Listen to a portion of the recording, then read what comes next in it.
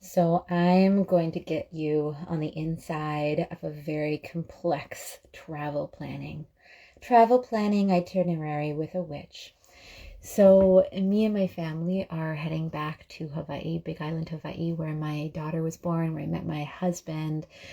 We're going on this adventure to our roots, and it's been like a complicated journey on stepping out of like the logistical, the like planning that it takes to be a family of five and to be a mother, and to having gotten to a stage in my life where I'm in control of so many details with my life, with my family's plan. And so to go on this adventure to Hawaii, I was getting really swirled in that. And my friend stopped me and she said, Sarah, have you even dropped into the land? Have you even done any offerings for this adventure, for your travel planning? And I was like, no, babe, like, why have I not done this?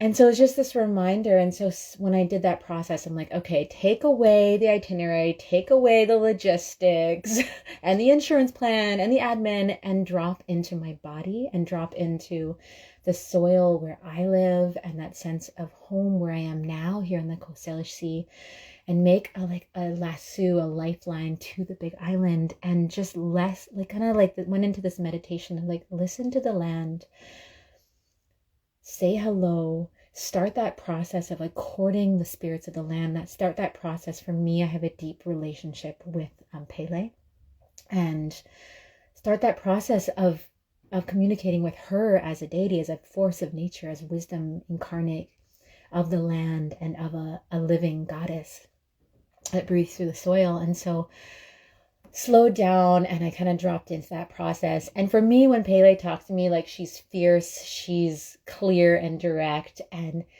the first thing I got was like, you think you're doing all of this? Like, I'm calling you to my island. Like, I'm calling you back. I'm bringing you guys back.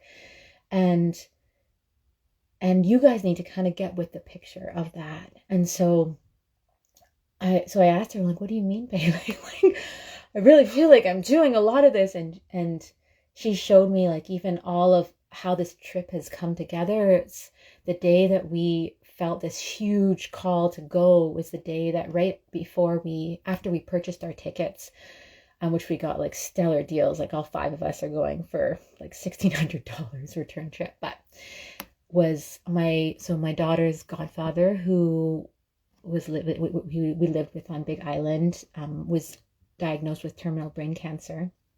And so we really felt, okay, like we're in the right track. There's the land is asking us to like speed up our plans and make this happen. And alas, he has passed. We aren't going to be able to see him. Rest in peace, Jeffrey. But it feels like we're at this like precipice of returning to this land that for me marked a really pivotal time in my own evolution of being the maiden and transitioning into motherhood. That being said, I don't believe that just birthing a baby means that you're a mother.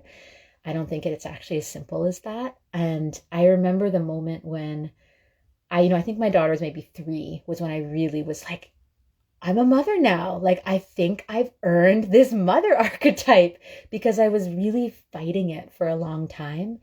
And especially I was a young mom. So like I was on the skirt tails of like adventure and following the wind, and, just being like I had a knapsack on my back. And when I was living in Hawaii, I was like living in like pop-up tents and sewing myself screen nets, and just when I was pregnant, I remember my husband was like, you need to get out of this. This is covered in mold. There was just like mold all over my screen tent, living under a banyan tree on a moldy bed, Anyways, I'm going to wrap this up. So I guess what I'm trying to share here is, when you are traveling, doesn't matter where you're traveling, if you know that land, if your bones know that land or not, the importance of preparing yourself energetically and spiritually to also embark on this quest that the earth is guiding you on.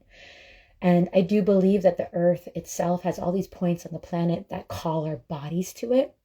And and our bodies being these kind of we're like the fingers of the earth herself. And so when we are called to a place on the planet, and when we have that privilege or that luxury of physically being able to make it happen, in this case financially, making that happen as well, it's important for me, going there and being like, how can my vibration, this vibration that is Sarah, this vibration that is the uniqueness of my family, we are being called to a land to bring our medicine to the land and to receive that medicine of the land. And what Pele also told me is, she's just like, you're sick, like your spirit is sick. And I do feel that way.